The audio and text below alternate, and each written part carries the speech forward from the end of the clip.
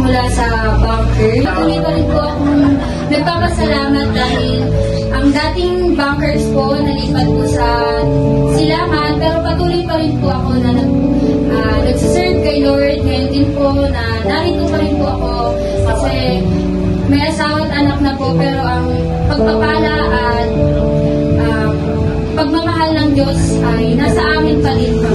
Ayun po.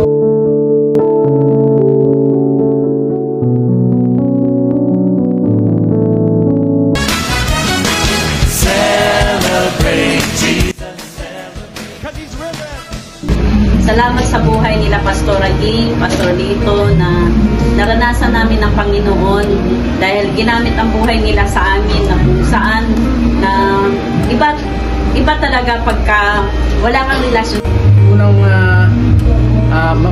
makamtan mo man yung lahat ng karunungan sa mundong ito, kulang kasi sabi ng salita ng Panginoon na ang panimula ng karunungan ay yung malaman mo, marinig mo o mabasa mo ang salita ng Panginoon kasi makuha mo man yung kayamanan sa mundong ito pero hindi mo alam ang salita ng Panginoon na yun yung magiging gabay mo at alam ko rin naman na patuloy na binabago pa rin kami kasi sabi ko nga pagamat kami nakakapagsimba.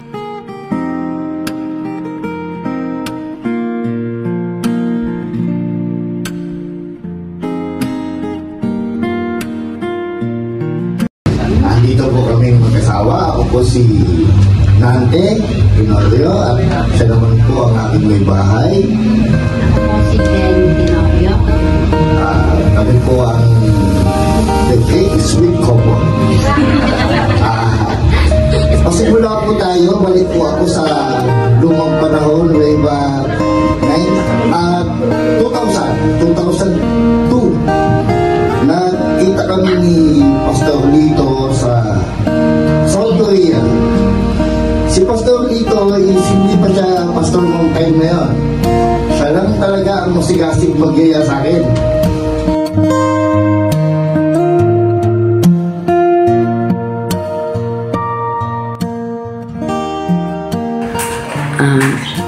Nagpapasalamat po ako sa Panginoon dahil mula po nung nagkaisip po ako, yung mga magulang ko, pinalaki po kami ng magulang ko na maging malapit sa Panginoon Jesus dahil siya po ang may lalang ng lahat ng bagay dito sa atin at saka po yung binigay niya pong kalakasan sa atin, yun po ang parang pinagpapasalamat ko po. Una po sa mga magulang ko na sila po nagsabi sa akin na ang Panginoong Jesus ang dapat unahin natin. At nung habang lumalaki po ako at nagkakaisip na talaga hanggang sa magkapamilya ko, yun po ang pinalaki ko sa mga anak ko na maging malapit sila sa Panginoon. Hanggang lumago po ako nung lumipat kami last year po dito sa Silangan na may nag-invite po sa amin. Salamat po sa mga nag-invite po sa amin at lalo pong lumago ang relasyon ko po sa Panginoon. Celebrate Jesus, celebrate. 'Cause He's risen. He is risen. He is risen.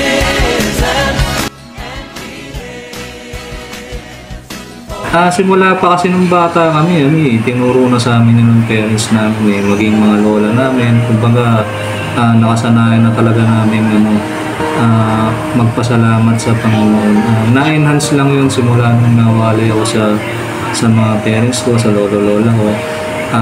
Nasali ako sa youth, dun sa dating ako ng church sa Bagong Silangan, Quezon City. Doon ako natutong mag-worship, doon ako natutong mag-preach, doon ako natutong mag-aral palalo ng salita ni Lord na mas intindihin ka. Tapos, ayun, hanggang sa nasa puso ko na. Ang relasyon kasi natin kay Lord, minsan nawawala yan eh. Kailangan lang talaga, hindi mo pababayaan, hindi yung yung pag may problem ng tayo, tsaka lang tayo yung sa kanya na every time, every day, pagkagising mo dapat magpapasalamat ka kasi buhay ka pa rin. Yun ang isa sa sa paglago naman, aminado ako na hindi pa ako masyadong ganun kalago, pero ginagawa ko lahat ng best ko para maka-follow up agad kay God. Kasi yun din ang sakit nating mga tao minsan na tayo. Oo, naamin ko mahirap sa akin, pero ito yung challenge na binibigay sa atin sa araw-araw. Kumbaga we just keep on faith na manampalataya sa Lord.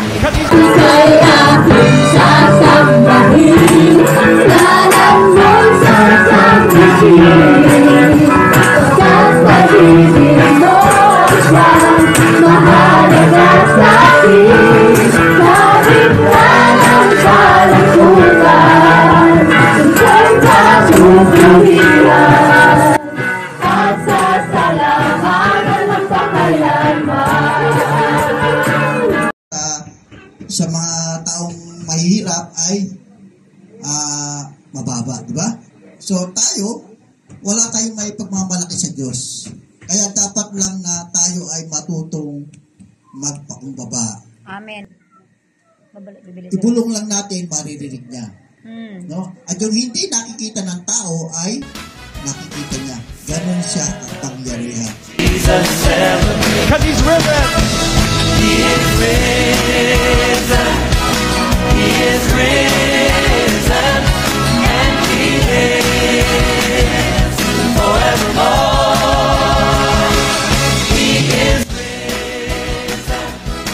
He is... Isang mapagpalang 15 taong anibersaryo ng Iglesia ng PFI Silangan sa pangungunan ng mag-asawang Pastor Lito at Pastora Ging, kasama po ang mag-asawang Pastor Jay at Pastora Letty. Ang dalangin ko po ay patuloy na palawakin ng ating Diyos ang inyong paglilingkod sa Kanya at patuloy na gamitin ang bawat isa sa inyo upang ipahayag ang mabuting balita ng Panginoong Hesukristo sa ikaliligtas ng maraming tao. Sabi nga po sa Isaiah 52 verse 7, "O kay gandang pagmasdan sa mga kabundukan ang sugong dumarating upang ipahayag ang kapayapaan at magdadala ng magandang balita." Naway muli ang hangad ko po at panalangin ay kayo po ay patuloy na gabayan ng banal na Espiritu sa pagtupad sa dakilang paghayo na kung saan sinasabi ng Panginoon na gawin ninyong alagad ang lahat ng tao. Diyan po sa lugar na ipinagkatiwala sa inyo. At sa Diyos ang papuri at ang karangalan. Pagpalain po tayong lahat ng ating Panginoong Hesus. Magandang araw po sa bawat isa. Happy 15th anniversary TFI Silangan. Happy 15 years anniversary TFI Silangan. We love you. Happy 15th anniversary TFI Silangan. Happy 15th anniversary TFI Silangan. Happy 15th anniversary TFI Silangan.